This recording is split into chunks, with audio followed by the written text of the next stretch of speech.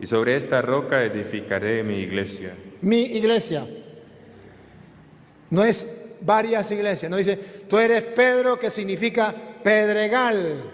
Y sobre este pedregal o estas piedras yo voy a fundar la iglesia pentecostal, la iglesia adventista, la iglesia mormona, la iglesia luterana, la iglesia testigo de Jehová.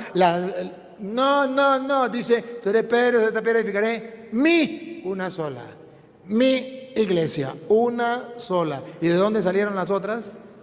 Del diablo, que significa diablo, significa el que divide, va dividiendo para destruir la iglesia de Cristo. Ese trabajo del diablo. Y los protestantes, sin darse cuenta, sin querer, sin saber, están trabajándole al diablo, dividiendo la iglesia de ¿Es Pedro líder de la única iglesia?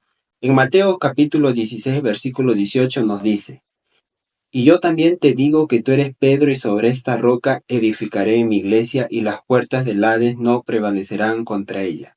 Es fundamental analizar el texto en su contexto original y su significado. Primero, Jesús utiliza un juego de palabras en griego. Tú eres Petros, que significa piedra pequeña, y sobre esta Petra, que significa roca grande.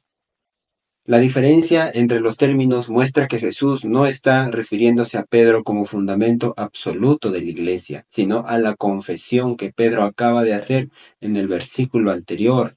Tú eres el Cristo, el Hijo del Dios viviente. Mateo 16, versículo 16. La iglesia es edificada sobre Cristo, no sobre un hombre. Primera de Corintios 3, versículo 11. Segundo, Pedro nunca se consideró líder exclusivo de la iglesia. En el libro de los Hechos, vemos que la iglesia primitiva tenía un liderazgo plural. Por ejemplo, Santiago preside el concilio de Jerusalén, Hechos capítulo 15 del versículo 13 al 19.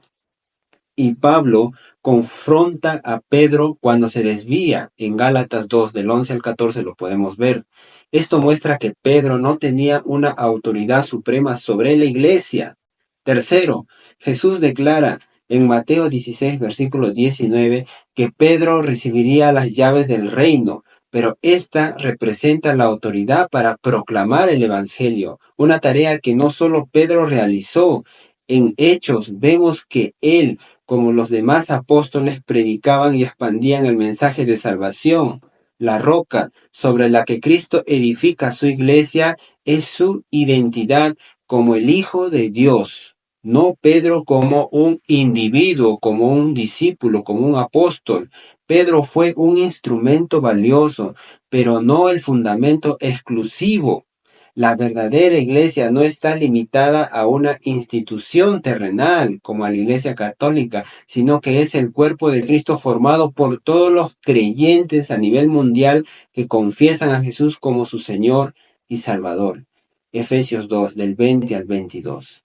Así que, queridos amigos, analicemos bien las Escrituras y fortalezcamos nuestra fe. Bendiciones. Síganme para más reacciones. Suscríbanse a Fe Cristocéntrica.